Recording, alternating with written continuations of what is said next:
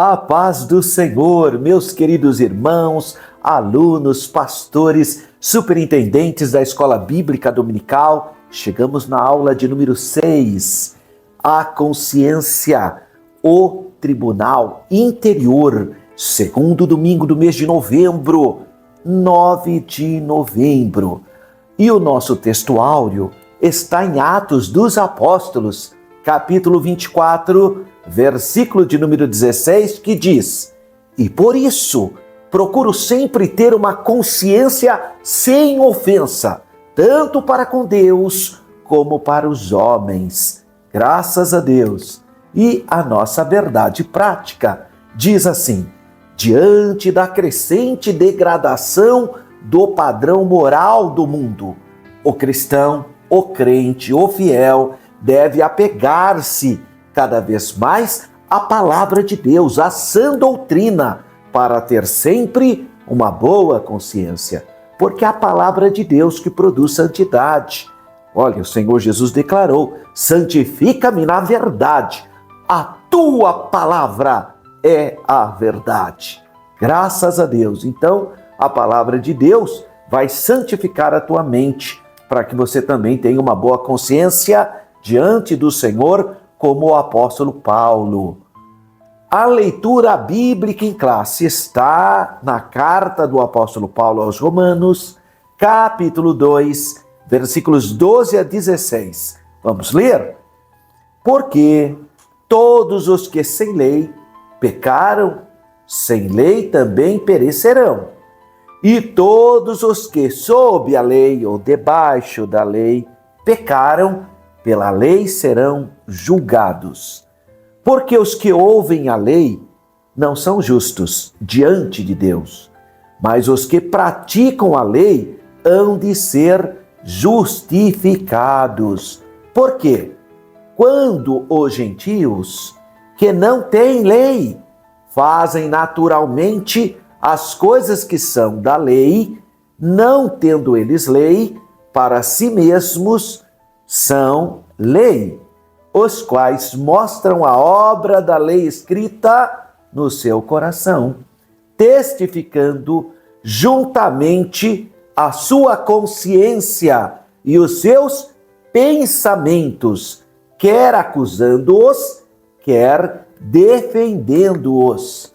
No dia em que Deus há de julgar os segredos dos homens, por Jesus Cristo, segundo o meu evangelho.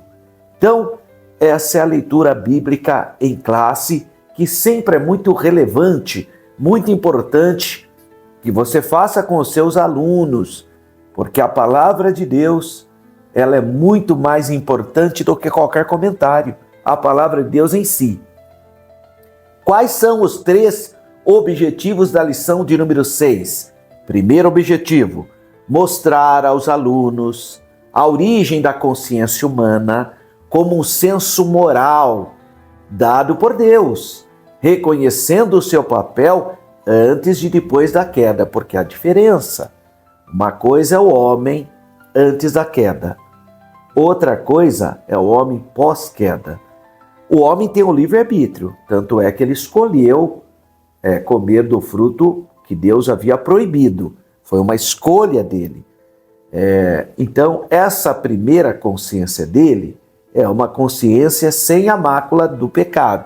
Mas depois que ele pecou, a Bíblia é clara em dizer que da planta dos pés até os cabelos da nossa cabeça estão contaminados pelo pecado original.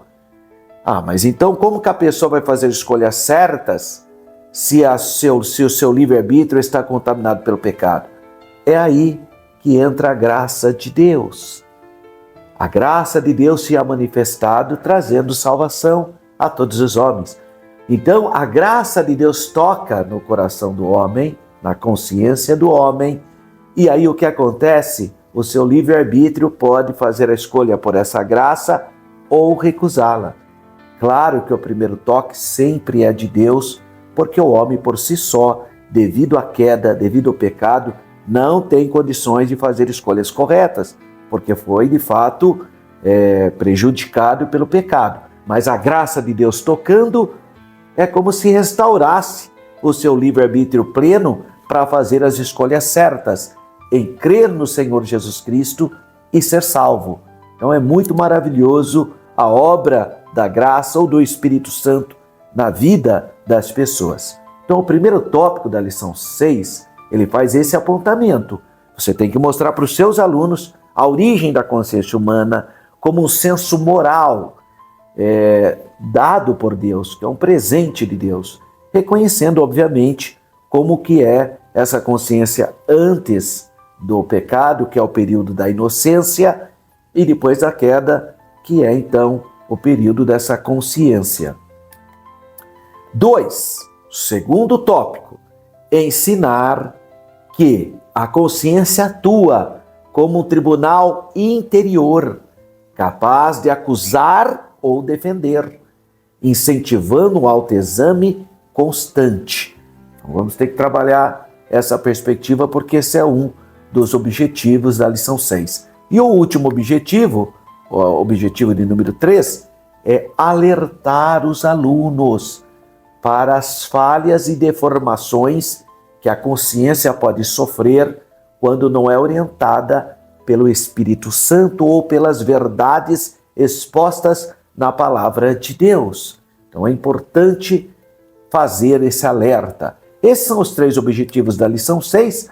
Vamos então fazer aqui um comentário, uma reflexão sobre o nosso texto áureo de Atos, capítulo 24, versículo 16. E por isso, procuro sempre ter uma consciência sem ofensa, tanto para com Deus como para os homens. Ou seja, verticalmente o meu relacionamento com Deus e horizontalmente o meu relacionamento com o meu próximo. Bem, o contexto do nosso texto áureo está no capítulo 24 dos Atos dos Apóstolos. Ele registra ou relata o momento em que Paulo está discursando no tribunal do governador Félix, na cidade marítima de Cesareia. Cesareia Marítima ou Cesareia do Mar é o local que o rei Herodes construiu como um grande porto e depois passou a ser a capital de Roma na província da Judéia. Bem, Jerusalém era a capital religiosa, mas Cesareia do Mar, a grande cidade marítima, era o porto e, portanto, ali ficava a sede da dominação romana na província da Judéia. Bom, o nosso textuário então inicia dizendo: e por isso procuro sempre ter uma consciência sem ofensa. Bem, a consciência é a percepção interior, por isso o tribunal interior, que testifica junto à nossa personalidade, no tocante o que é certo, o que é errado nas nossas ações. Todo ser humano tem consciência. Ele pode ignorar, pode disfarçar, pode fazer o que quiser, mas você sabe o que é certo e o que é errado. Naturalmente, é uma lei natural. Não precisa estar escrito para você saber que certas atitudes são erradas. E todo mundo sabe disso. Por mais que a pessoa tenta minimizar, tenta dar uma série de explicações, não adianta. Todos nós temos uma consciência e nós sabemos o que é certo e o que é errado. O apóstolo Paulo, ele declara: tenho andado diante de Deus com toda a boa consciência. Olha só, uma boa consciência diante de Deus nos dá então o veredito de que não temos ofendido nem a Deus, nem a sua vontade, e nem o próximo. Então, quando a pessoa serve a Deus no temor do Senhor, lendo a palavra, se alimentando, orando, cultuando, ele sabe que está no centro da vontade de Deus. Aliás, uma das palavras que me marcaram muito do pastor Paulo Freire, aqui de Campinas, deputado federal, que muitas vezes eu vi ele orando, e a oração dele era essa: Senhor, me ajuda a estar no centro da tua vontade. É isso que nós temos que desejar. estar no centro da vontade de Deus, ser governados pelo Espírito Santo, ter sensibilidade espiritual. Essa é a vontade de Deus para a minha vida.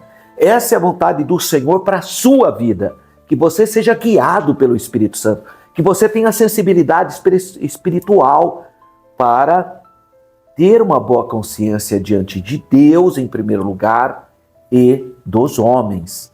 Então a declaração do apóstolo Paulo deixa envergonhados e reprovados aquelas pessoas que se desculpam da sua infidelidade a Cristo, alegando que todos pecaram e que é impossível viver diante de Deus com uma boa consciência. Então são pessoas que não vivem a palavra de Deus, que não oram, que não leem a palavra de Deus, que não nasceram de novo, mas tem um rótulo de cristão, né? Aí ela fala, você vê, né? Não tem ninguém perfeito. Às vezes a pessoa até usa aquela expressão que Jesus falou, né? Que a carne é fraca, o espírito está sempre pronto, mas a carne é fraca. Ora, isso aí não é para você pegar esse texto para se desculpar. É um texto de alerta. Então, se você sabe que a carne é fraca, então alimente o espírito, busque a presença de Deus, ore mais, leia mais a palavra de Deus, porque você sabe que a carne é fraca. E não para pegar o texto para ficar disfarçando. Aí tudo que faz você vê, né? A carne é fraca. Sim, mas não é para ser uma muleta para você. Isso é um alerta, um despertar. Se você sabe que a natureza carnal é frágil, então alimente o seu espírito, busque a presença de Deus, pede para o Senhor Jesus te batizar no Espírito Santo, te revestir de poder. Batismo no Espírito Santo é revestimento. Você já está vestido, revestido, revestimento de poder. Essa é a vontade de Deus. O próprio Senhor Jesus diz que deixaria a promessa do Pai, que era o quê? Recebereis a virtude do Espírito Santo. Atos capítulo 1, versículo 8. Mas recebereis a virtude do Espírito Santo para ser testemunhas. Nós somos testemunhas do Senhor Jesus. E para que nós sejamos luz do mundo e sal da terra, eu preciso ter uma vida cheia do Espírito Santo para não ceder às obras da carne. Então, não tem que ficar disfarçando. Vai buscar Deus, orar, ler a palavra, se encher, né, da armadura, se vestir da armadura de Deus para resistir os dados inflamáveis do diabo, como Paulo escreveu aos Efésios. Agora a pessoa vem com essas desculpas. Então a declaração do apóstolo Paulo deixa essas pessoas em uma situação bastante degradante, porque a Bíblia nos oferece os instrumentos e os recursos para termos uma boa consciência diante do Senhor. Então a voz da consciência aprova ou desaprova as nossas atitudes e ações diante de Deus. Quando não levamos em conta e vivemos sem dar importância em manter uma boa consciência diante do Senhor, quer dizer, não tem comunhão com Deus, não tem sensibilidade espiritual, sabe o que acontece? Nós temos uma mente cauterizada pelo pecado. E aí a vida dessa pessoa é um fracasso, tanto diante de Deus como diante dos homens. Infelizmente, tem muita gente nessa situação. Infelizmente, porque a pessoa não quer orar, não tem tempo para orar, tem tempo para todas as coisas. Tem tempo para tudo, para se divertir, para falar, para participar de evento, aí tem tempo. Mas não tem tempo para entrar no quarto, fechar a porta e rasgar o coração diante de Deus. Quer dizer, em outras palavras, não tem comunhão com Deus. Seu relacionamento vertical está prejudicado. A mente cauterizada, irmão. Acho que pode ver uma vida assim. Tem gente, irmão, até líderes, que se dizem líderes cristãos, são boas pessoas até, pessoas inteligentes, mas se ocupam tanto com coisas materiais, gestão da igreja, gestão não sei do que lá, trabalho não sei de que jeito, mas não tem mais vida devocional. Irmão, isso aí é terrível. Você tem que ter um tempo com Deus. Você tem que orar, falar com Deus. Você que é professor de escola bíblica dominical, você que é aluno, você quer ser um pai melhor, quer ser uma mãe melhor, quer ser um crente melhor, um cidadão melhor, ore mais, leia mais a palavra de Deus. Todo dia você tem que ler a Bíblia. A Bíblia é a palavra de Deus. Eu faço isso com meus alunos na escola teológica. Eu sou professor da Escola Teológica da Assembleia de Deus em Campinas, a STEADEC, e eu confronto meus alunos. Eu digo para eles: vocês creem mesmo que a Bíblia é a palavra de Deus? Vocês acreditam mesmo que a palavra de Deus tem poder de esmiuçar a penha? Você acredita mesmo que a palavra de Deus tem poder santificador? Você acredita mesmo que a palavra de Deus é edificante? Ah, acredito, professor. Bom, então você vai ler a Bíblia todo dia. Ué, se é tudo isso, se a Bíblia é a palavra de Deus, e você não lê? A Bíblia é a palavra de Deus, ela santifica, e você não lê a Bíblia? Então passa a ler a Bíblia. Se você, aliás, irmãos, crente da Assembleia de Deus, era leitor da Bíblia. Infelizmente, hoje que tem um grupo de pessoas que não lê a Bíblia, irmão. Vê se tem sentido uma pessoa dessa. Então, olha, irmãos, pessoas perderam as suas vidas para que hoje a Bíblia estivesse na sua própria língua e com a facilidade de Bíblias que temos hoje. Pessoas foram martirizadas. A Igreja Católica Apostólica Romana medieval proibia as pessoas de lerem a Bíblia. Ela levou muita gente para a fogueira por causa da Bíblia. Mas graças a Deus a verdade triunfou, Deus nos deu vitória, vivemos em uma democracia e podemos traduzir a Bíblia. A Sociedade Bíblica do Brasil faz um trabalho maravilhoso. Então, irmão, pode ter certeza que Deus levará a juízo essa questão. Nós temos toda a liberdade para ler a Bíblia. Por que você não está lendo a Bíblia?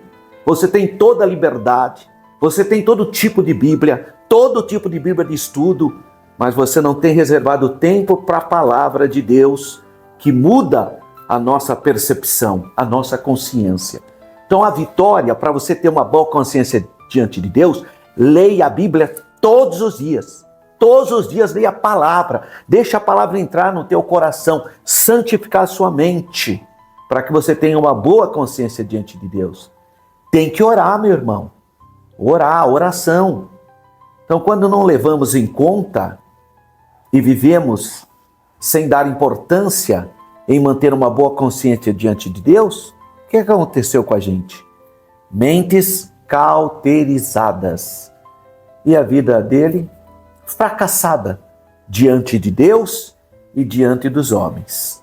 Então vamos estar atentos para isso. O apóstolo Paulo amplia o campo da sua consciência quando ele declara em Atos 24:16, o nosso texto áureo.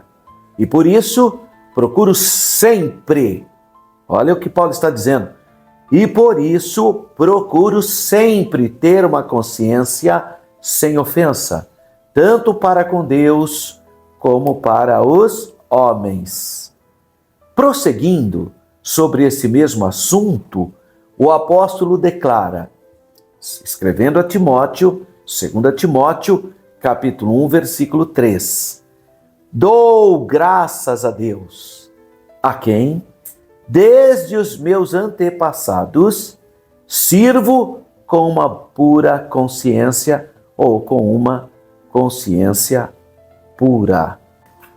Servir a Deus com uma consciência pura ou limpa implica em viver em comunhão com Deus, tendo a certeza que estamos no centro da sua vontade. É aquilo que eu disse, é pedir para Deus, você tem que desejar viver uma vida no centro da vontade de Deus. Porque se você estiver no centro da vontade de Deus, você vai ter comunhão. Pode ter certeza que você vai ser um ser humano melhor, um pai melhor, uma mãe melhor, um professor melhor, um aluno melhor, um cristão melhor. Obviamente, porque você está no centro da vontade de Deus. Essa é a vontade de Deus para a minha vida, para a sua vida. Na Epístola aos Hebreus, o autor, exortando aos irmãos a perseverarem na fé, ele faz a seguinte declaração: cheguemo-nos com verdadeiro coração, em inteira certeza de fé, tendo o coração purificado da má consciência e o corpo lavado com água limpa. Hebreus 10, 22.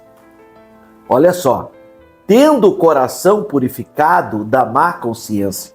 Coração, na verdade, é a sede das emoções, né? Ele está falando aqui um pouquinho, então, da nossa sede, das nossas emoções.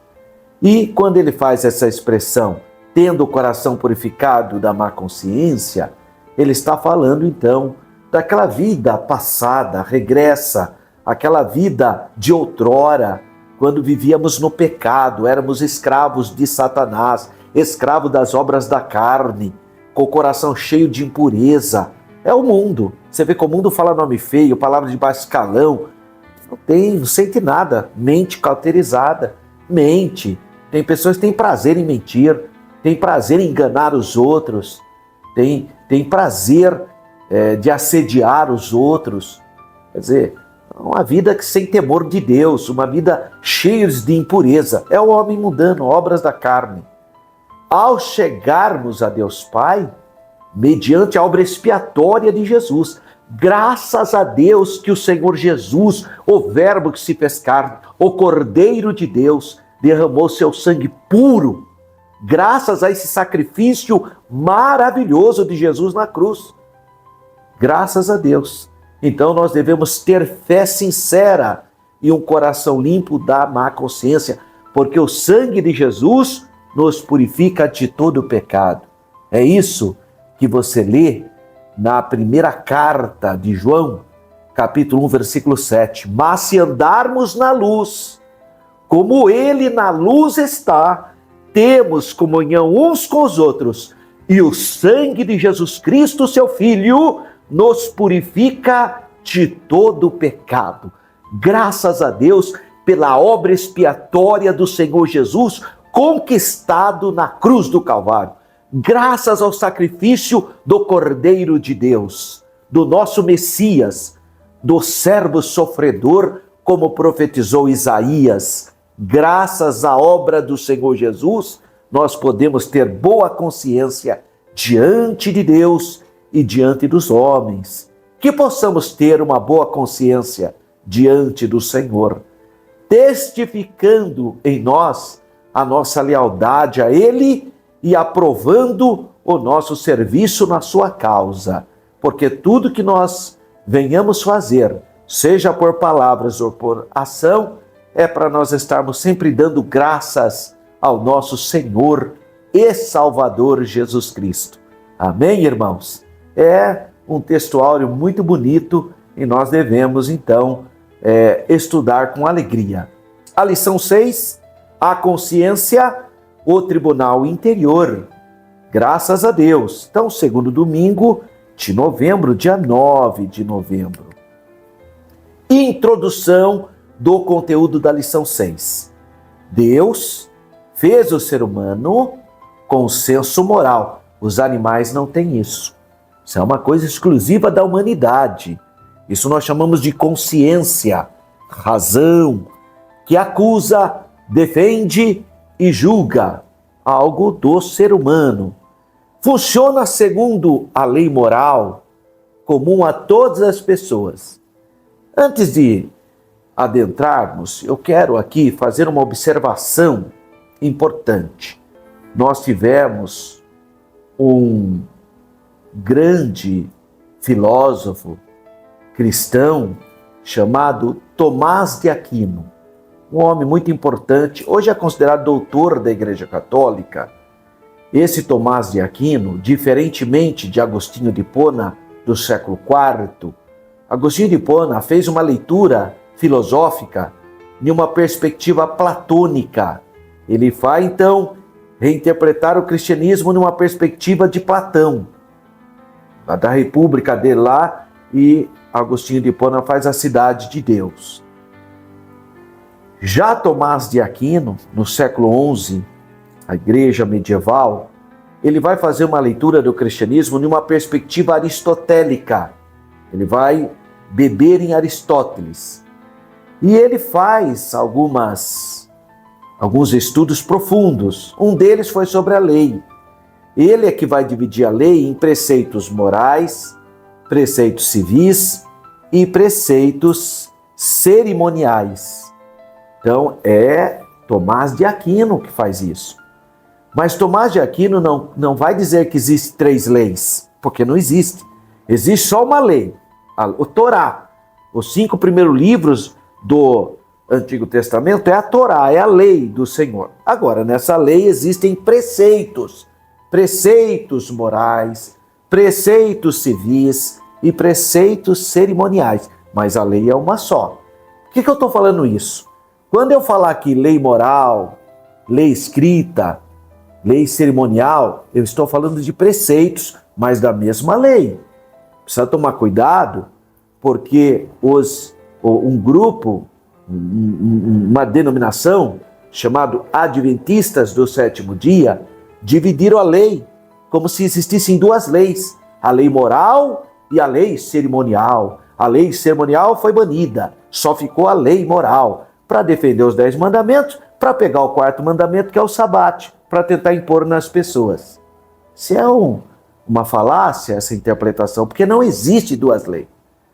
Isso é um costume adventista, em falar que existe 2 leis, a lei de Moisés e a lei de Deus. A lei de Moisés, lei de Deus ou lei do Senhor, é a mesma lei, é o Pentateuco, Gênesis, Levítico, Número e Deuteronômio. Não existe 2 leis, é uma lei, um Deus, um povo, uma só fé, é um só. Agora, de fato, Tomás de Aquino foi que trabalhou essas questões, só que ele trabalhou como preceitos morais, preceitos civis, preceitos cerimoniais. Jesus cumpriu tudo, glória a Deus. Jesus é a completude da lei. Agora a pessoa, só para tentar impor o sábado, faz toda um verdadeiro marabalismo. Que é isso? Tá? Então vamos já deixar claro que existe uma única lei. Agora, existem de fato preceitos na lei que são morais, preceitos que são cerimoniais, preceitos que são civis, mas a lei é única, é uma lei só. Portanto, lei de Deus, lei do Senhor ou lei de Moisés é a mesma coisa, é a mesmíssima coisa. Não pode fazer essa divisão inventada pelo Adventismo. Uma coisa é a lei de Deus, outra coisa é a lei de Moisés. Não é não, é a mesma coisa. Tanto é que você pegar em Lucas, no preâmbulo do Evangelho de Lucas, eu vou até ler para você que não há essa separação na Bíblia. Quer ver? Abra aí sua Bíblia em Lucas, Evangelho de Lucas, no 1º capítulo. É muito interessante isso. Olha só, capítulo 2. No capítulo 2, a apresentação de Jesus. A partir do versículo 21. E quando os 8 dias foram cumpridos, porque o judeu faz a circuncisão do menininho no 8º dia. Inclusive, se caía no sábado, quebrava o sábado. Jesus mesmo falou isso em João 7. Quebrava, por quê? Porque a circuncisão era superior ao sábado. E a circuncisão não está nos 10 mandamentos, não. Olha que interessante, hein? Apesar da circuncisão não estar nos 10 mandamentos, era superior ao sábado. Porque os rabinos até hoje quebram o sábado para fazer a circuncisão. Porque a circuncisão é algo mais importante do que o sábado. E a Bíblia diz isso, Jesus fala isso. Para não quebrar a lei de Deus, ou seja, a aliança, se quebra o sábado. Só ler João 7 que você vai ver isso. Mas diz assim: enquanto aos 8 dias foram cumpridos para circuncidar o menino, foi-lhe dado o nome Jesus, que pelo anjo lhe fora posto antes de ser concebido. E cumprindo os seus dias da purificação, segundo a lei de Moisés, o levaram a Jerusalém para o apresentarem ao Senhor, segundo o que está escrito na lei do Senhor. Para cumprir a lei de Moisés, segundo o que está escrito na lei do Senhor, porque é a mesma coisa. A lei de Moisés, a lei do Senhor, é a mesma coisa. E ele fala que todo macho primogênito será consagrado ao Senhor, e para darem a oferta segundo disposto na lei do Senhor, um par de rolinhas ou 2 pombinhos. Então aqui em Lucas, capítulo 2, versículos 22 em diante, Ele vai dizer, uma hora ele fala lei de Moisés, outra hora ele fala lei do Senhor, que é a mesma coisa. Lei do Senhor, lei de Deus, ou então lei de Moisés, é a mesmíssima coisa, é a lei de Deus. Agora, é claro, esses grupos religiosos tentam separar, porque ele quer dizer para você que os 10 mandamentos são mantidos porque são elementos morais. Não, senhor. 9 mandamentos são morais, um é cerimonial. Por quê? Porque mandamentos morais não podem ser quebrados. Não pode ser quebrado. Se você fala lá, não terás outros deuses, não pode ter outros deuses e acabou. É moral. Não adulterarás. Mas eu só dei uma olhadinha. Não adianta, você quebrou. É moral. Jesus falou, se olhar também é como se estivesse adulterando. Então, não pode. Então, porque a moral não tem concessão para elementos morais. Não pode assassinar. Eu só dei um tirinho. Não pode, meu amigo. Tá? Não pode, são questões morais. E o sábado? O sábado os sacerdotes quebravam na sinagoga. Então não pode ser moral. Se fosse moral, jamais os sacerdotes quebrariam. Jamais quebrariam o sábado se o sábado fosse um conceito moral. Não é. Sábado é um preceito cerimonial. Mas, infelizmente, os adventistas, que eu não tenho nenhum problema com os sábados, se quiserem guardar sábados, para mim isso é tão indiferente, é tão secundário, porque todos os dias para mim são santos. Todos os dias, segunda é uma bênção, terça é uma bênção, quarta é uma bênção, quinta é uma bênção, sexta é uma maravilha, sábado é uma bênção e domingo é uma bênção. Claro, o primeiro dia da semana tem a ver com o dia que a vida venceu a morte, né? O dia que a luz venceu as trevas, porque Jesus ressuscitou no primeiro dia. Só por isso que os cristãos se reúnem. Então nós não temos o mesmo espírito da lei que obrigava as pessoas a guardarem o sábado. Aí alguém pode dizer para mim, mas a Bíblia fala que a guarda do sábado é um princípio eterno, é um concerto perpétuo. Meu amigo, tem um monte de coisa que é conceito perpétuo no Antigo Testamento. Um monte de coisa. Tudo conceito perpétuo, mas para Israel, né? Porque essa é a identidade do povo judeu. Não para quem está em Cristo, porque Cristo já cumpriu toda a lei. Tudo. Aliás, interessante, né? Jesus citou muitos mandamentos na Bíblia, sabia? Jesus cita para aquele moço de confiança, você já guardou esse, mas nunca falou nada de sábado. Interessante, né? Paulo falou muito sobre honra teu pai e tua mãe, que é o primeiro mandamento com promessa, mas nunca falou nada de sábado. Agora, se a gente vai querer impor um pensamento, e para isso divide a lei, dizendo que uma é a lei moral, que é a lei de Deus, e a outra lei cerimonial, que é a lei de Moisés, isso não existe.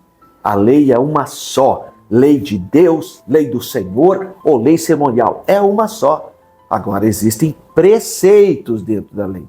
Preceitos cerimoniais, preceitos civis e preceitos morais. Mas isso está claro na Bíblia? Não. Quem foi que fez esse estudo? Um santo da Igreja Católica, Tomás de Aquino. Então, quando ele fala aqui, funciona segundo a lei moral, ele está falando nessa perspectiva, que todo mundo tem conceitos de moralidade. Isso é comum a todas as pessoas. A própria Bíblia e outras fontes normativas, como a família, a igreja, o Estado, é natural. Então a consciência escrutina e emite juízo sobre todo o comportamento do ser humano. Então você pode pegar uma tribo isoladíssima. Lá também tem esses elementos morais. Ele sabe que não pode matar outra pessoa, ele sabe que não pode adulterar, mas não está escrito, não tem. É natural.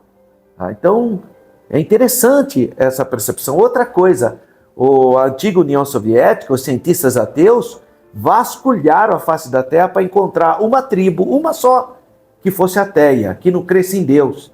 Não conseguiram. Não conseguiram. Não adianta, porque isso aí está intrínseco ao ser humano, a querer adorar, a ter uma sede de Deus.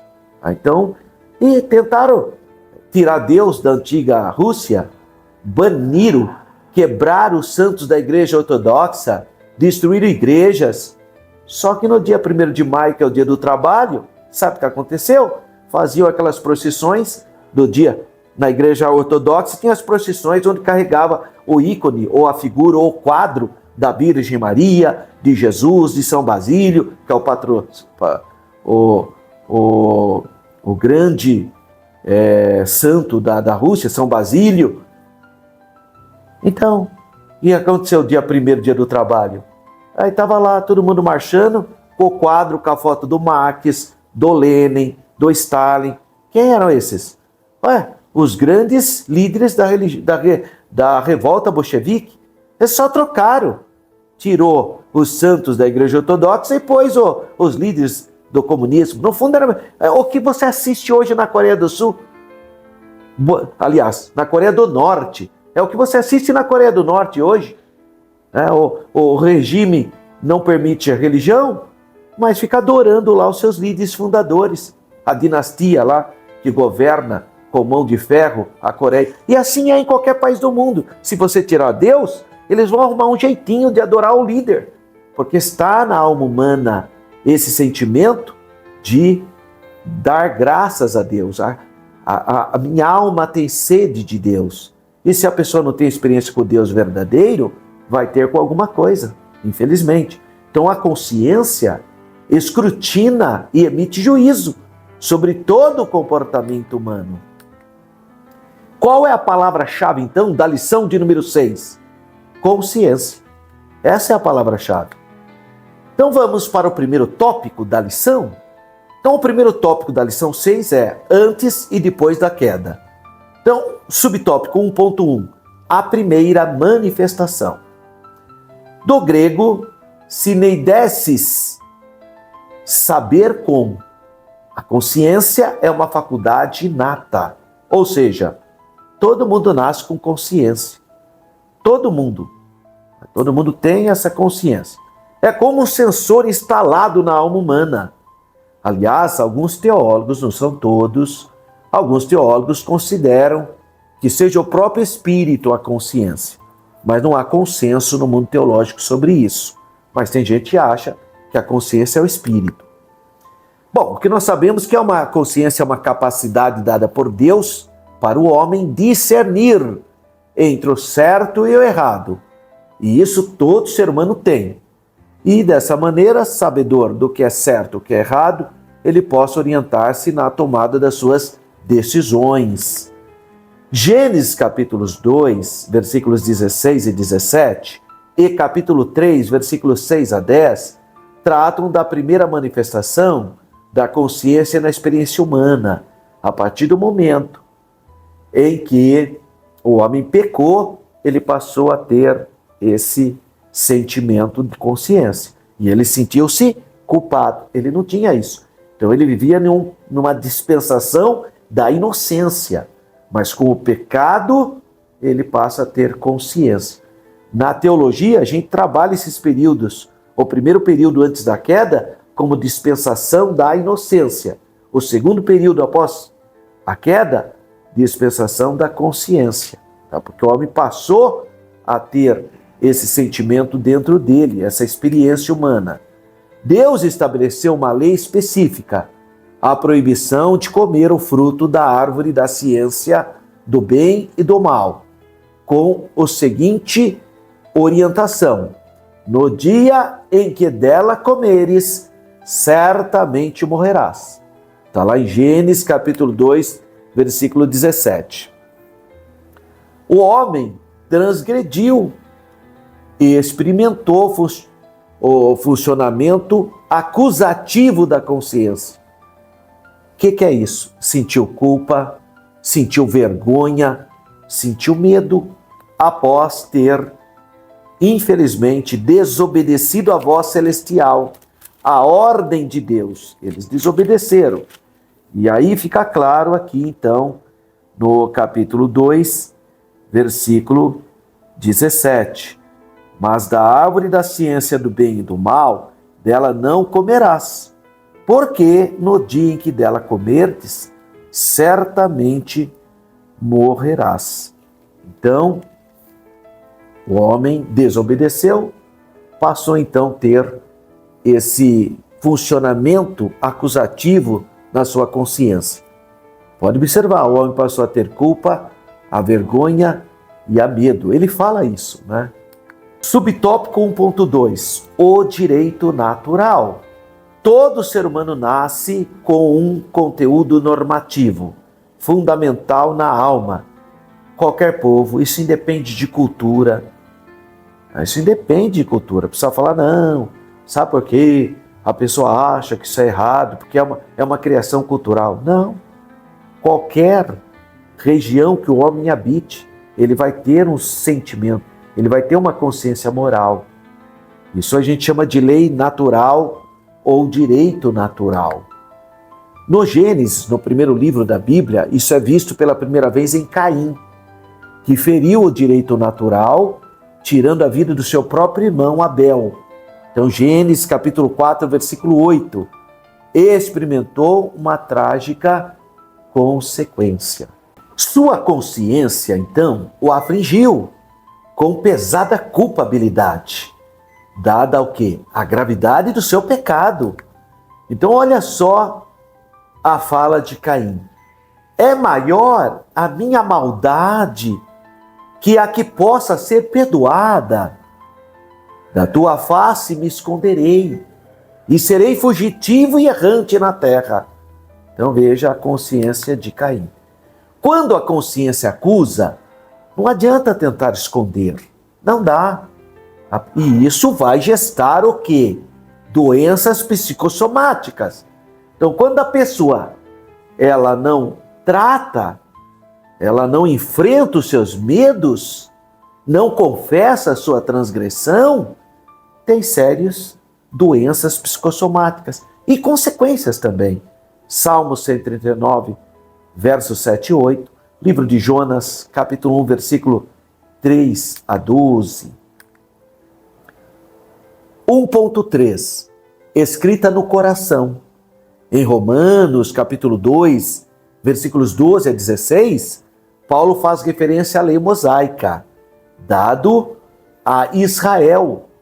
É a lei moral, o direito natural, comum a todos os homens. É a lei de Moisés, ou a lei de Deus, ou a lei do Senhor. Mas também ele fala dos gentios. Ele fala assim, os quais mostram a obra da lei escrita no seu coração. Então, diferente de Israel, que recebeu em pedra as leis que Deus deu ao seu povo, mas os gentios também têm essa lei, só que no coração. Esse princípio é com base nessa lei geral, que a consciência atua, quer acusando-os, quer defendendo-os. Romanos 2,15. E é bom que você leia mesmo o 2º capítulo da carta de Paulo aos Romanos. O que ocorreu em relação, então, aos hebreus foi a positivação do direito natural, a escrita. Deus deu a escrita, a lei para ser escrita, Moisés escreveu. Primeiro foi o dedo de Deus, né? Então está ali os mandamentos. Mas são preceitos comuns a todos os homens. Vamos dar o exemplo clássico. Não assassinarás. A proibição de um ser humano matar outra pessoa, né? No sentido de assassinato. Isso está no coração de todos os povos. Então não precisa estar escrito. As pessoas sabem. Você pode pegar uma tribo isolada. Ela tem também esse conceito natural. Além disso, houve ampla regulação da vida civil.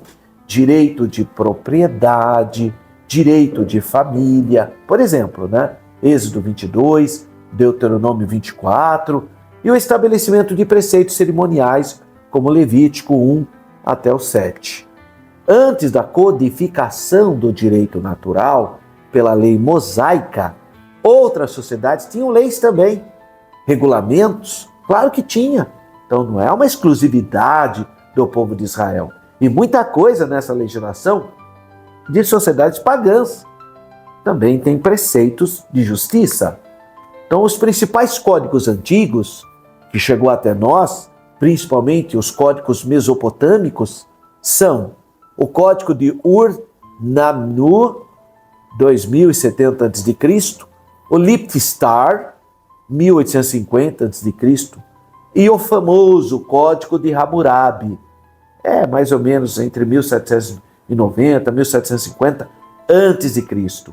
O Código de Hammurabi é o mais conhecido. Tem muita coisa que Sara e Abraão fazem, está com base no Código de Hammurabi, porque eles eram da Mesopotâmia. Aquela história que Sara fala para Abraão ter um relacionamento com Agar, a sua serva, sua escrava egípcia, e o filho nascer nas suas pernas, isso é uma regulamentação da lei de Hammurabi. Então tem muita coisa que estava lá na legislação da Mesopotâmia.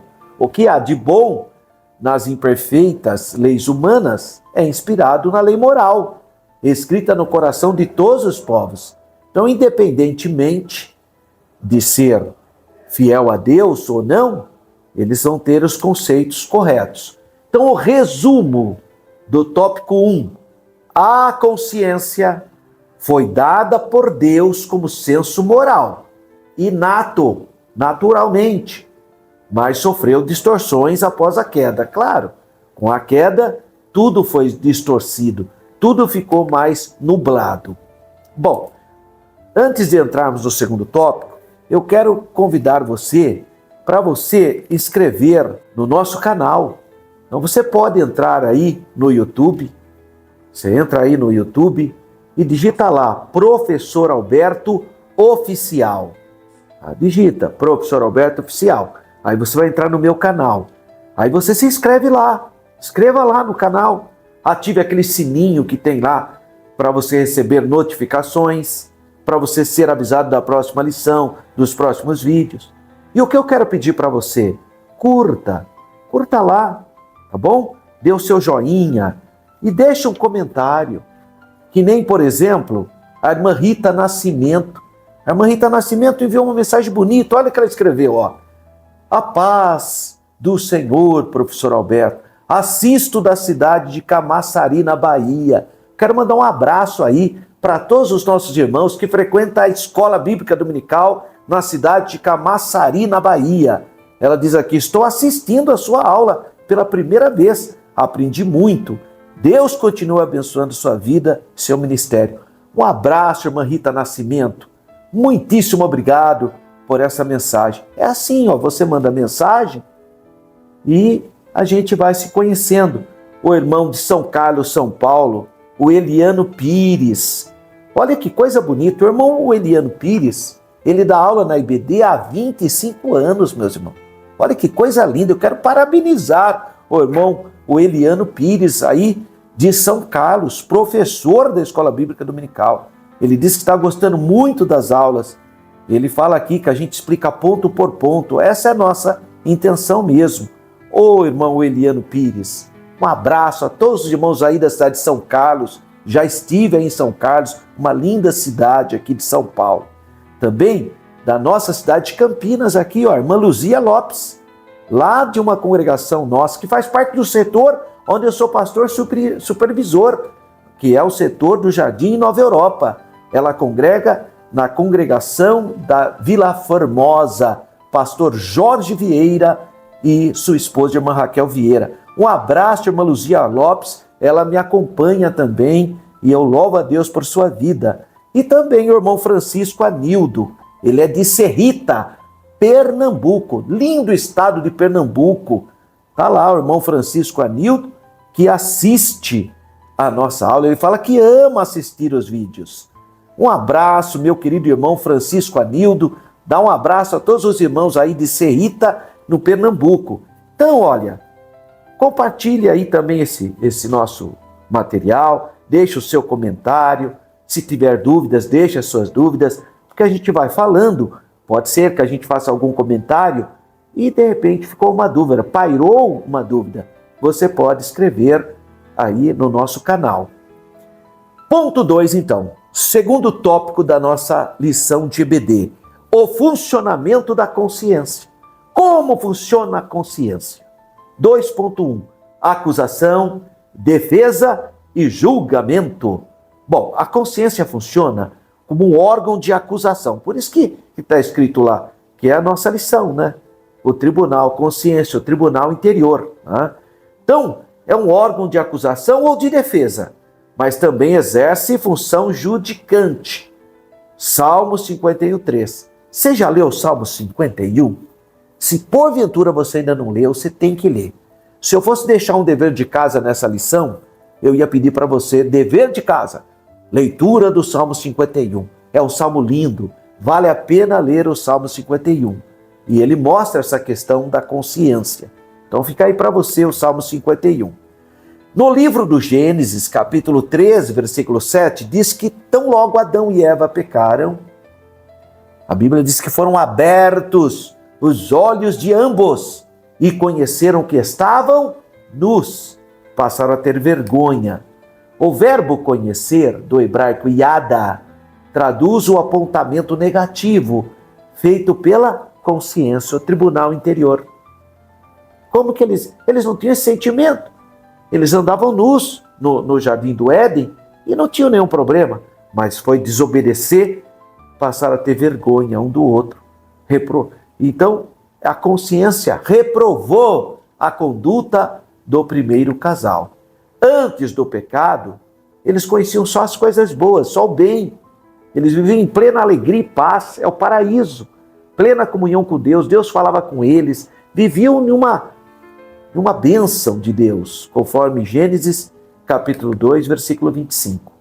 Mas com o pecado, com a desobediência, com a queda, a consciência ecoou na alma, como uma voz secreta e incômoda, como uma sirene, né? Que detecta agora esses atos. Gênesis capítulo 3, versículos 7 a 10. Às vezes, essa experiência é de dor no coração, como aconteceu com Davi após contar o povo. 2 Samuel, capítulo 24, versículo 10. Mas também no Salmo 51 de novo. Tá? Ele sente a dor, ele fala que os ossos se secaram, o corpo dele ficou dolorido por causa da desobediência. Então o pecado, ele traz consequências para o corpo. Uma consciência pesada produz males ao espírito, produz males à alma e produz males ao corpo. Olha que coisa triste. Salmo 31, versos 9 a 10, Salmo de número 32, versos 1 a 5 e Salmo de número 38, versos 1 a 8. Segundo subtópico desse segundo tema aí, 2.2, vãs justificativas. A expressão foram abertos os olhos, Gênesis 3:7, também significa experimentação imediata da malícia. Antes, isso não existia. No paraíso não tinha essa malícia, esses sentimentos de vergonha, essas coisas não existiam no paraíso. Ao ouvirem a voz do Criador, se esconderam com medo. Deus dirigiu-se então numa pergunta retórica a Adão, que é uma pergunta pedagógica, né? Que até hoje a gente faz para as crianças, né? Quem te mostrou que estavas nu? Comeste tu da árvore de que te ordenei que não comesses? Gênesis 3:11. A gente faz isso também com as crianças, né? Você sabe que foi ela que fez a bagunça. Mas o que você fala? Quem foi que fez isso? Você sabe que foi ela. Mas é para que ela tenha consciência, né? Então não houve uma resposta direta do primeiro casal. Impossibilitado de negar o seu pecado, Adão fez o que se tornaria comum a todo ser humano. E por isso eu chamo de síndrome adâmica. Tentou se justificar. Certamente para buscar aplacar a dor da consciência. Ele diz assim: a mulher que me destes por companheira, ela me deu da árvore e comi. Em outras palavras, eu não tenho culpa. Sabe por que eu não tenho culpa? Porque foi o Senhor que fez a mulher. Entendeu? Isso é o que acontece com a maioria dos seres humanos hoje. Eles não assumem o seu pecado, o seu erro, não. Sempre é a culpa de alguém. O bandido fala aí, sabe por que eu estou na cadeia? Porque a polícia não gostava de mim. Que fraqueza. Sempre é culpa de alguém. Nunca assume. Enquanto a pessoa não assume a sua fragilidade, não tem vitória. Todas as vezes que você jogar sobre os outros, é você que está sendo prejudicado. Pensa que você vai prejudicar o outro, não. É você. Então, foi a mulher que tu me destes. Foi a mulher que me destes por companheira. Em outras palavras, eu não tenho culpa. Porque se o Senhor não tivesse dado a mulher, eu não tinha pecado. É isso que ele está falando. Tá? Eva segue o mesmo caminho. Só que em vez de acusar Adão, ela vai falar a serpente. Ela culpa a serpente. Gênesis 3, capítulo 13. É a síndrome, né, do pecado. Tentativas como estas são meros placebos. Não tem efeito nenhum. Você acha que foi justificado? Não. Sua consciência continua te acusando a mesma coisa. Porque você sabe que você é o responsável pelos seus atos. Não adianta culpar pai, mãe, namorada, vizinho, pastor. Não adianta. Você sabe que a sua consciência fala que é você que tem que consertar. A consciência é implacável e não cede a vãs formulações humanas, ainda que teológicas como as inclusivas. Você vê hoje tem grupos de pessoas que a Bíblia fala claramente que é pecado aquela prática. Aí abre uma igreja que faz essa prática e aí vem disfarçando. Não, porque Deus ama. Isso é nicolaísmo. Isso é confundir a graça de Deus. Então é lamentável esse tipo de atitude. Uma tentativa de incluir todo mundo. Não tem jeito, pecado é pecado. Prática de pecado é pecado. Pode chamar de outro nome. É a mesma coisa você pegar um veneno e pôr ali xarope. Você mudou o rótulo, só isso. Você tomar é veneno, a mesma coisa. Não é porque você mudou o rótulo é que o conteúdo vai mudar. Não muda. Então você pode falar o que você quiser, mas a consciência é implacável. No fundo, a pessoa sabe que está errada. Ela sabe. Às vezes aquele orgulho, aquela vaidade. Né? Tem um monte de gente assim no mundo, né? A pessoa está tão assim envolvida com certas circunstâncias que ela não quer ter a humildade para se libertar daquilo. Mas no fundo ela sabe que ela está errada. Romanos capítulo 1, versículo 18 a 27, 2 Timóteo capítulo 4, versículo 13. Então, a confissão e o afastamento do pecado é que está a chave da vitória. O Salmo 51, Davi fala isso. Enquanto eu não confessei, enquanto eu tentei justificar, eu não prosperei. Eu só tive doenças psicossomáticas, doenças do corpo também, não só da alma. Mas a confissão, quando ele confessou e deixou e abandonou aquela prática, foi um remédio para a alma dele. Ele foi curado, ele sentiu paz. A vitória está aí. Então não se apegue, não tenta justificar. Entra no seu quarto, rasga o teu coração a Deus, peça perdão pelos seus pecados e seja libertos em nome do Senhor Jesus.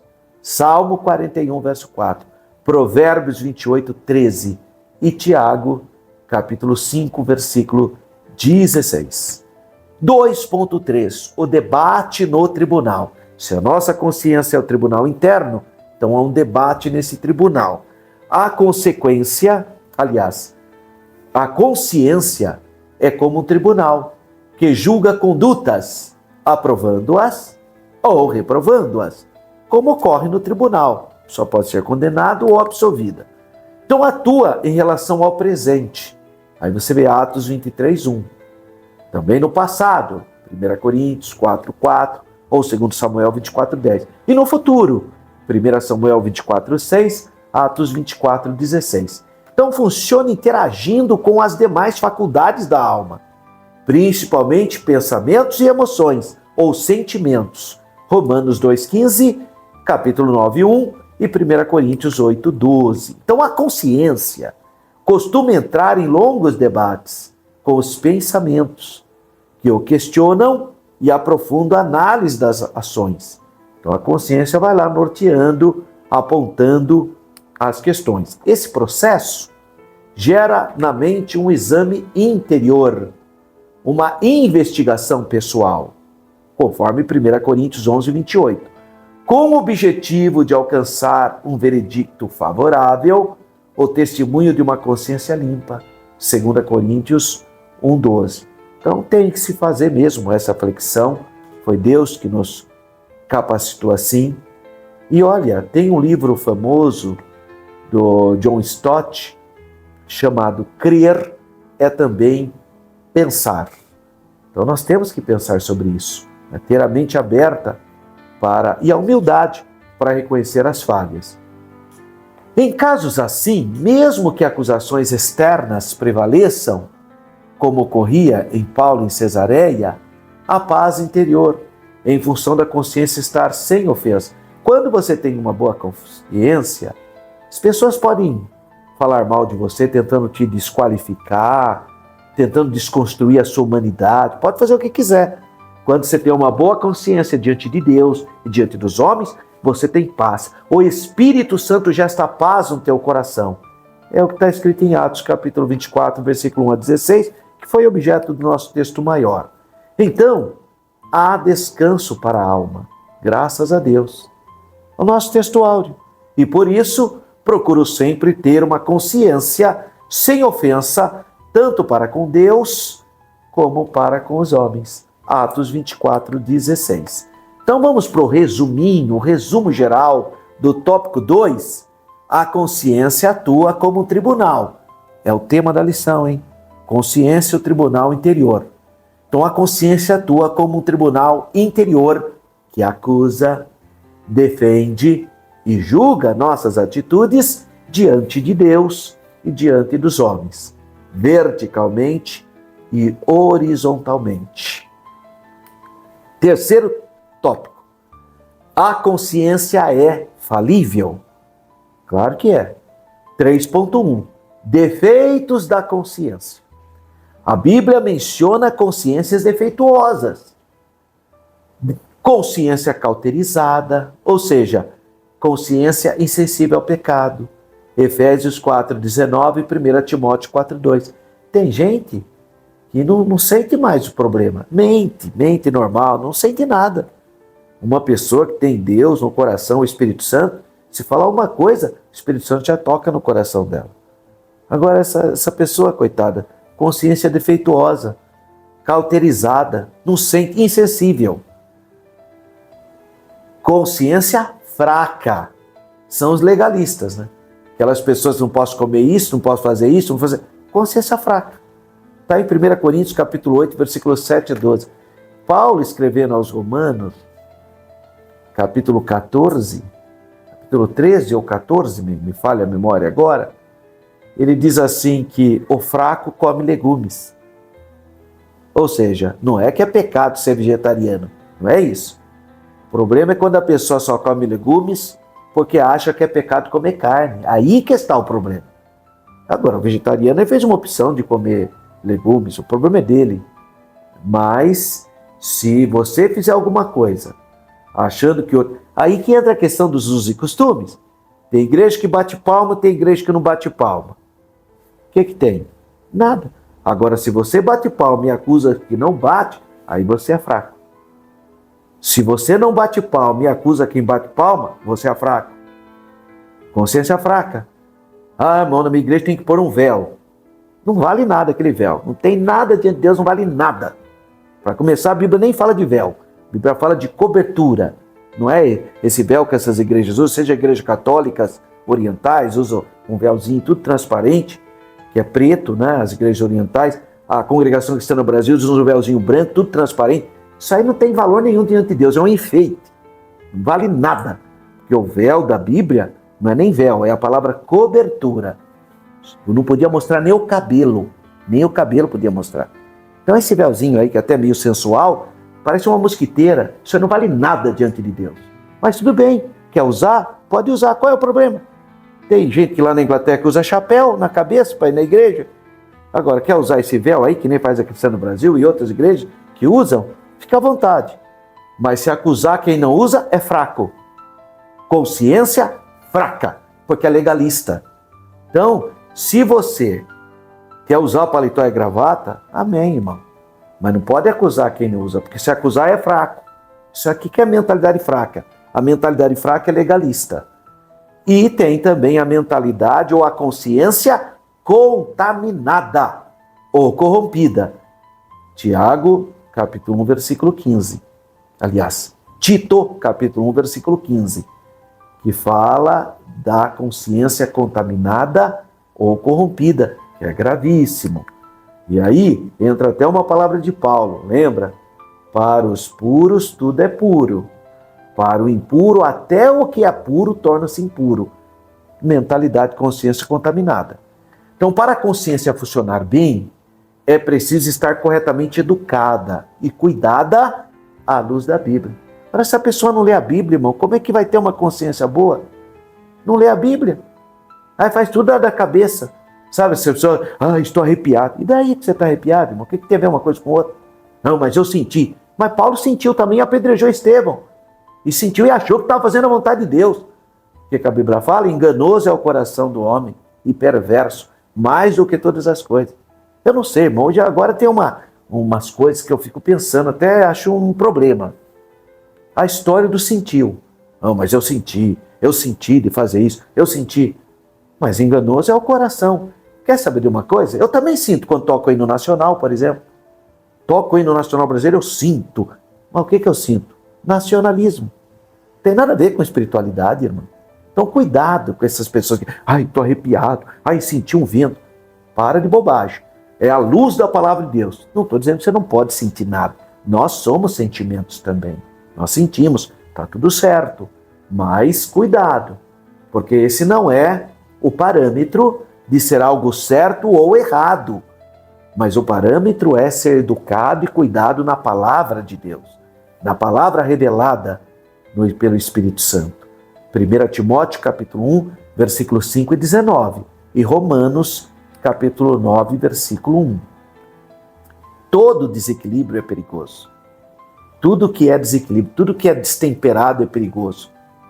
Então nós precisamos ser o quê? Equilibrados, temperados, sensíveis à voz celestial. A insensibilidade leva à complacência. Complacência com o pecado. Mas a hipersensibilidade produz extremismo também. Aí tudo é pecado. Quer dizer, para um nada é pecado. Para outro tudo é pecado. É o extremismo, né? Seja o extremismo de uma forma ou do outra. Uma hora nada é pecado, insensibilidade. Outra hora tudo é pecado, extremismo. Então por isso que a Bíblia nos ensina a sermos equilibrados, ponderados, lúcidos. Não pode ser radical. Parece Pedro. Pedro que era assim. Entrou lá na fila, Jesus lava o pé de um, lava o pé do outro, já tinha lavado o pé de uns pais dele, aí chegou a vez dele. Não sou digno. Olha que santidade. Não sou digno de lavar meus pés. Meus pés não. Pensa comigo, irmão. Se Jesus já tivesse lavado seu pé, olha que vergonha. Você ia falar, nossa, olha o Pedro. Pedro tinha humilde, né? Que humildade. Olha, né? Que vergonha, eu deixei Jesus lavar o meu pé. Agora Pedro não. Olha, Pedro, não sou digno. Jesus olhou para ele e falou, Pedro, se você não deixar eu lavar o seu pé, você não tem parte comigo. Sabe o que ele fez? Então me dá um banho inteirinho. Olha que fraqueza. Isso é extremismo. Uma hora não quer deixar lavar o pé, outra hora quer tomar um banho inteiro. Jesus falou, Pedro, já está limpo o resto pela palavra. É só o pezinho. Então, sabe, esse radicalismo é extremamente perigoso. Ou eu sou tudo, ou eu não sou nada. Você não será nada, porque não dá para ser tudo. Não existe isso. Então nós precisamos ser equilibrados, moderados. Pessoas radicais sofrem muito, viu, irmãos? Pessoas radicais sofrem.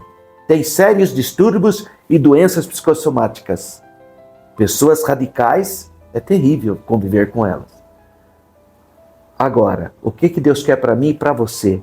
Equilíbrio, moderação, bom senso, equilíbrio. Essa é a vontade de Deus. Porque o equilíbrio produz bom senso, justiça, equilíbrio.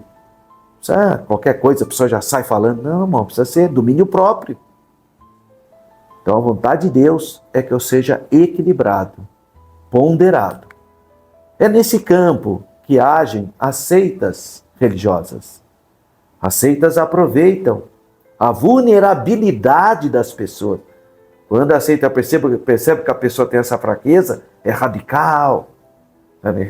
Aquelas conversas de que é uma religião perfeita. Que religião perfeita, irmão? No mundo é assim mesmo. Nós estamos em um processo de aperfeiçoamento. Agora a pessoa quer, não, irmão, está tudo errado. Eu quero ir para um... caem numa seita religiosa, porque as seitas religiosas vêm de algo que elas não têm. Seita religiosa acha que é tudo perfeito. A liturgia é perfeita, o hino é perfeito, tudo é perfeito. Tudo é perfeito numa seita religiosa, tudo é perfeito. É perfeito a seita religiosa. Por isso que é uma seita religiosa. Porque todas as instituições humanas são frágeis e falhas. Jesus chamou 12. Um negou, a maioria fugiu e um traiu ele. Porque não era uma seita religiosa. Era um grupo que ia formar a igreja. Então a igreja tem seus defeitos. E Paulo, escrevendo aos Coríntios, ele fala até bom que tenha mesmo. 1 Coríntios 11.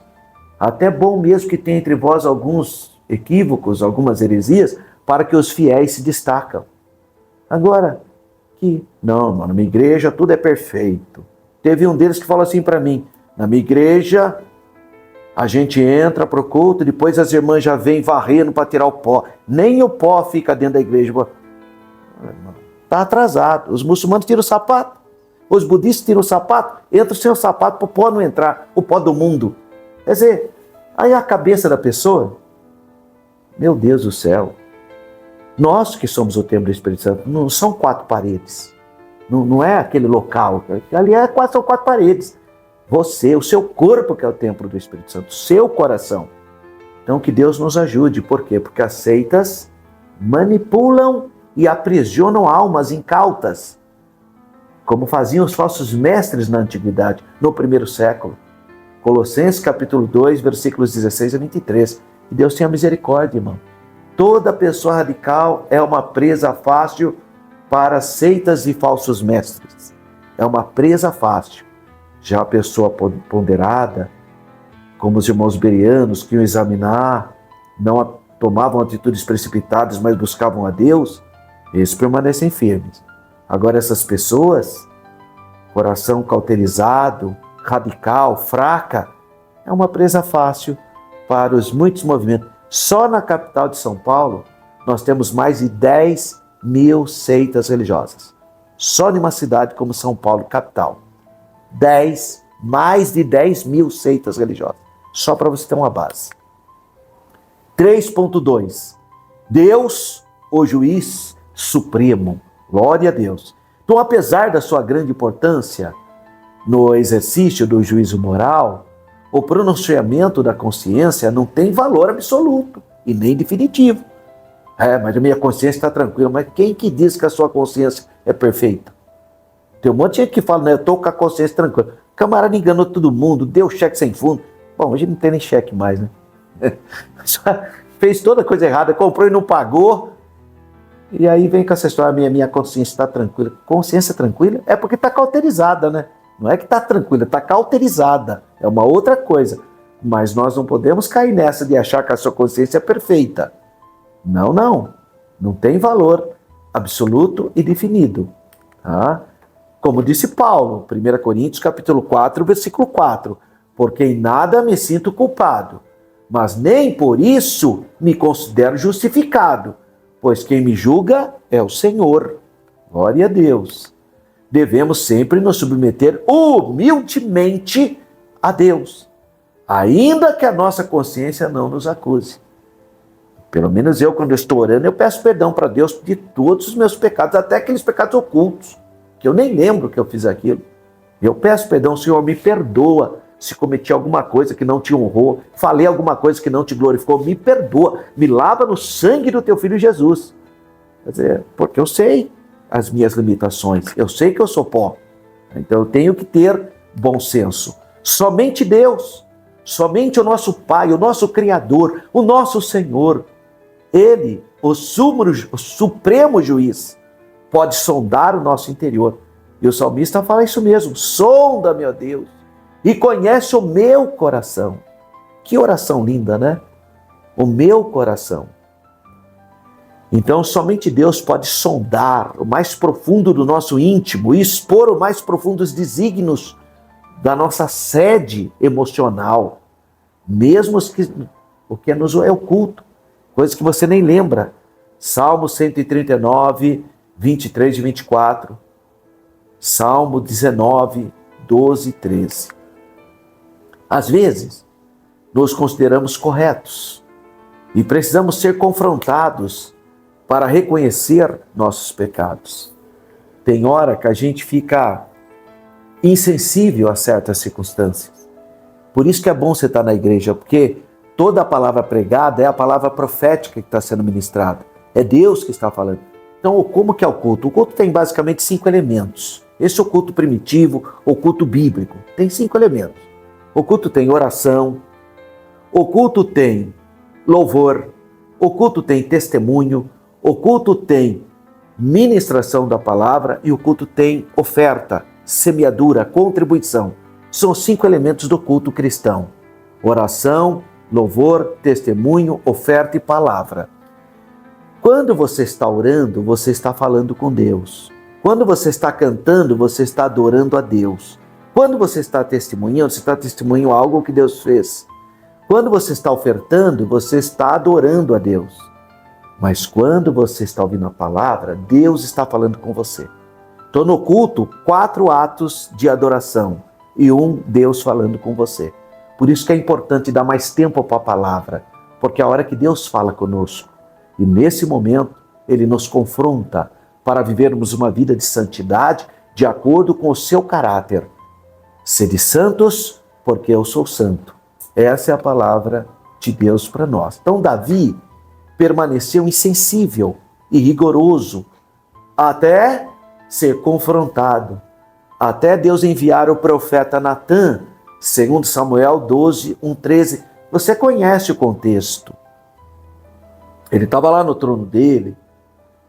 Talvez ele achou que deu tudo certo o plano dele.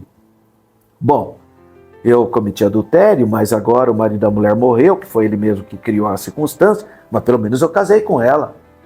Agora está tudo resolvido. E estava lá, tocando o reino dele, até que a palavra veio confrontá-lo. O profeta Natã contou uma história, aparentemente não tinha nada a ver com ele. No seu reino tem um caso, um homem tinha uma ovelhinha só, mas ele amava, era uma só, mas ele amava. E apareceu um comerciante que tinha tantas ovelhas. Acredita que ele matou o homem e roubou a ovelhinha dele? Na hora, o rei Davi, que era um homem muito ético, né? Muito senso de justiça. Tal homem é digno de morte, mata esse homem. O profeta falou, você é esse homem. E irmãos, eu fico pensando como é que foi esse momento. Se Davi não fosse homem segundo o coração de Deus, se ele fosse um Saul da vida, ele mandava matar o profeta Natã na hora. Falso profeta, está acusando o rei, manda para o calabouço. Não, irmão. Olha, Saul matou os sacerdotes de Deus por muito menos. Só porque o sacerdote entregou para Davi a espada que Davi tinha matado Golias. Foi suficiente para Saul mandar matar todos os sacerdotes de Deus. Mas Davi é o homem segundo o coração de Deus. A hora que ele foi confrontado com a palavra de Deus, sabe como ele agiu? Me perdoa, eu pequei. Isso é ser uma pessoa segundo o coração de Deus. Não é ser um ser humano perfeito, mas é um ser humano que quando confrontado com a palavra se arrepende, pede perdão. Foi o que Davi fez. E Pedro precisou ouvir o quê? O canto do galo. Que Pedro é sanguíneo, né? Eu morrerei contigo. Chegou a falar que ia morrer no lugar de Jesus. Jesus falou, sai para lá, Satanás. Tu para mim é uma pedra de tropeço.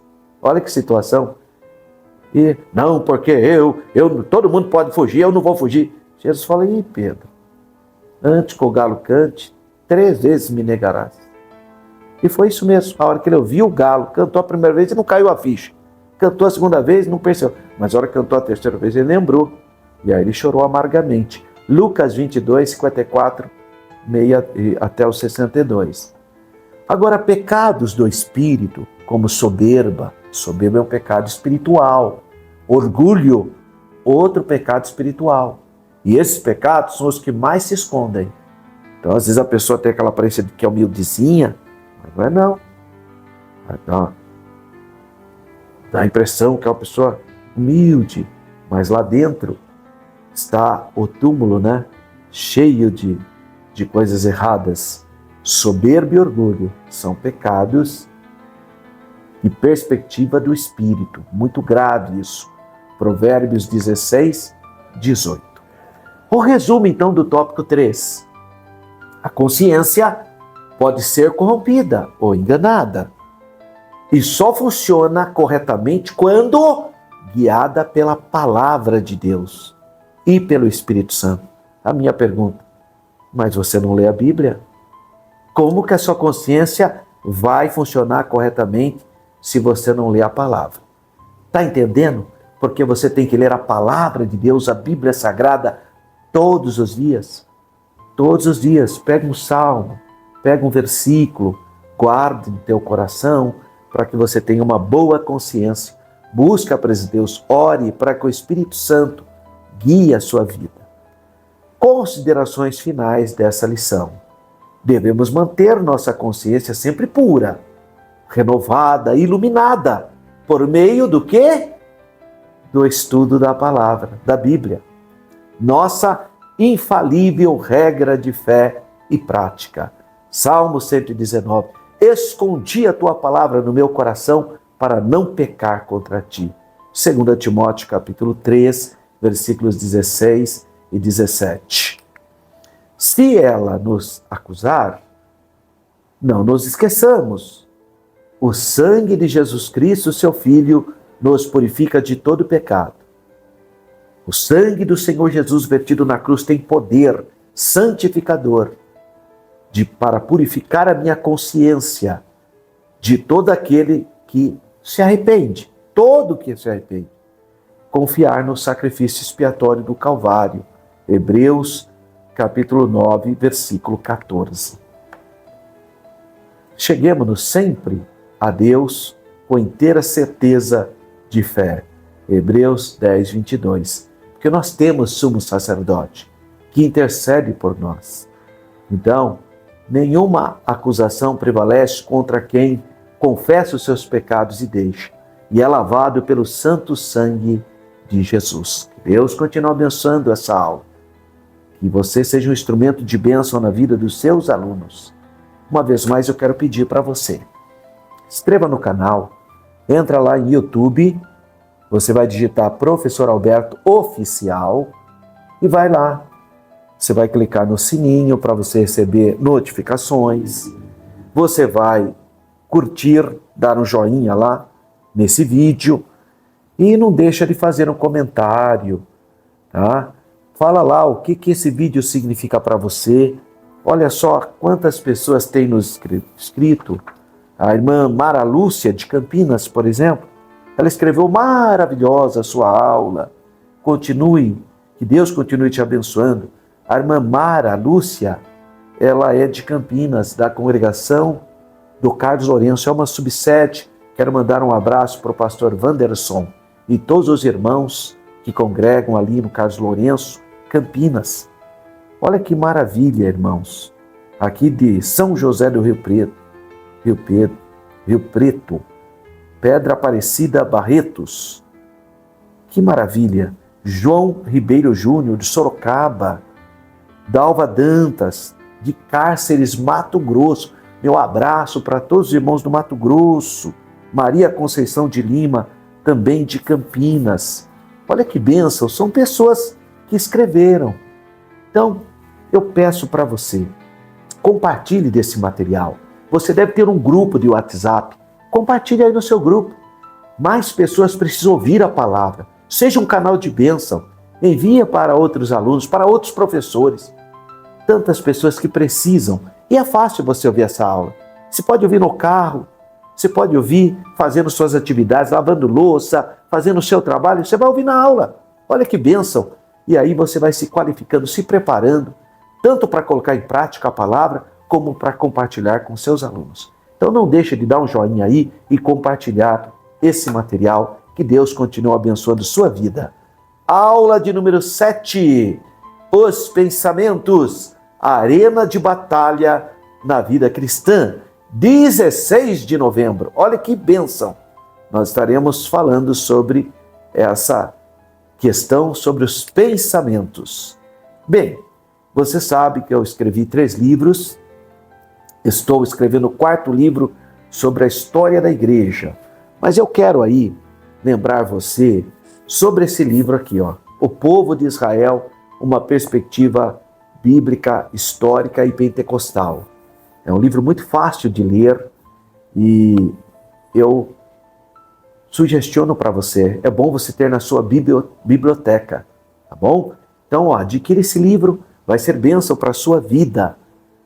O nome, O Povo de Israel, uma perspectiva bíblica, histórica e teológica. Muitos assuntos, tanto seculares como assuntos bíblicos também. Outro livro que eu quero sugestionar para você é esse livro aqui, Jerusalém, no imaginário religioso do judaísmo ao pentecostalismo.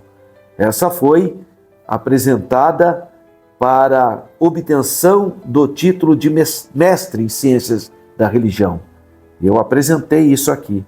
Tá? Então, é um material de pesquisa da minha qualificação de mestrado na Universidade Presbiteriana Mackenzie de São Paulo. Então tá aí, ó, Jerusalém, no imaginário religioso. É um livro que tem uma perspectiva mais secularista, mas que vai enriquecer também a sua vida. E o último livro, lançado em 2025, Geografia Bíblica. Os primeiros capítulos desse livro são sobre a geografia histórica. Até o capítulo de número 14. Até o capítulo 14 desse livro é a geografia histórica. Uma geografia que segue o caminho da história. Mas a partir do capítulo 15, aí é a geografia física. Então vale a pena. Eu falo aqui sobre clima, regiões, montes e montanhas, falo sobre desertos, falo sobre rios da Bíblia, falo a hidrografia de Israel especificamente, rios de Israel, as duas bacias, a bacia do Jordão, a bacia do Mediterrâneo, falo sobre a flora de Canaã, sobre as aves, sobre a fauna e as principais cidades de Israel. É uma bênção. Adquira esses livros. Se você mora na região metropolitana de Campinas, você pode ligar na Estiadec, pegar lá na Estiadec, estão disponíveis. Se não, você entra aí no link do Mercado Livre. Aí você pode comprar até 6 vezes sem juros. Que Deus continue abençoando sua vida. Mais uma vez, o meu pedido, inscreva no nosso canal, entra lá no YouTube, digite Professor Alberto Oficial e se inscreva. E também dê o joinha aí para curtir esse vídeo. Que Deus continue abençoando a sua vida. Fique na paz do Senhor.